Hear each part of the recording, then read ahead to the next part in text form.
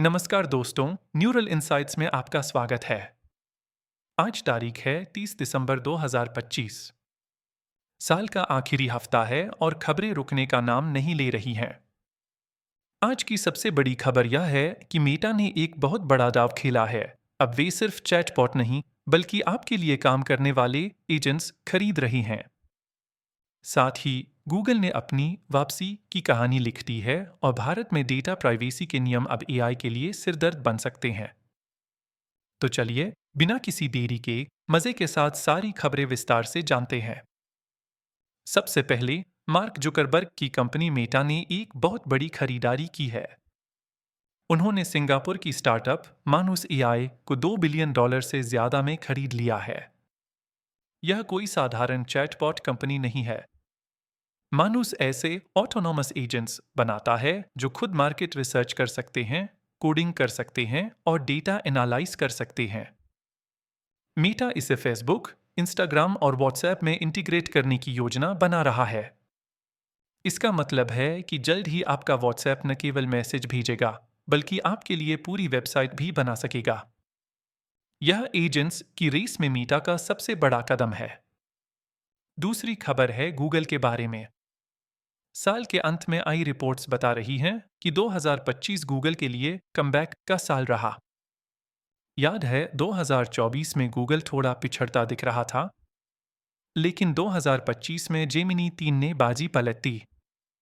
इसकी परफॉर्मेंस इतनी तगड़ी रही कि ओपनएआई को अपने अंदर कोड रेड घोषित करना पड़ा। गूगल ने डेवलपर और कंज्यूमर दोनों मोर्चों पर अपनी स्थिति मजबूत कर ली है। सुंदर पिचाई शायद अब चैन की नींद सो रहे होंगे।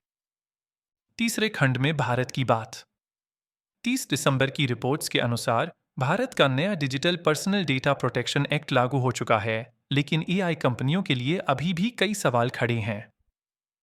नियम कहते हैं कि पब्लिकली अवेलेबल डेटा का इस्तेमाल तभी किया जा सकता है जब वह स्वेच्छा से पब्लिक किया गया हो।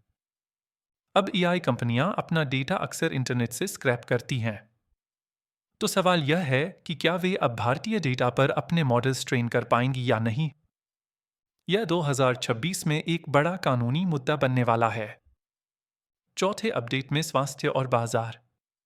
इंसिलिको मेडिसिन नाम की कंपनी हांगकांग स्टॉक एक्सचेंज में लिस्ट हो गई है। यह पूरी तरह से एआई का उपयोग करके दवाइयां बनाती है। यह एक बड़ा मील का पत्थर है, क्योंकि अब एआई सिर्फ रिसर्च लैब में नहीं, बल्कि शेयर बाजार में भी अपनी जगह बना रहा है।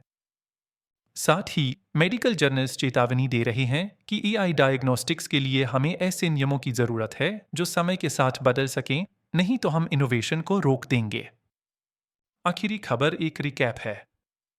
CNN बिजनेस ने 2025 को वह साल बताया है जब एआई ने दुनिया को हिला दिया। इस साल एआई केवल एक नई तकनीक नहीं रहा, बल्कि यह चुनावों, मनोरंजन और यहां तक कि हमारे मानसिक स्वास्थ्य का हिस्सा बन गया। ओपनएआई ने क्लिनिकल एक्सपर्ट्स के साथ मिलकर चैटजीपीटी को ऐसा बनाया है कि वह डिप्रेशन या संकट के समय यूजर्स की मदद कर सके। यह दिखाता है कि तकनीक अब भावनाओं को भी समझ रही है।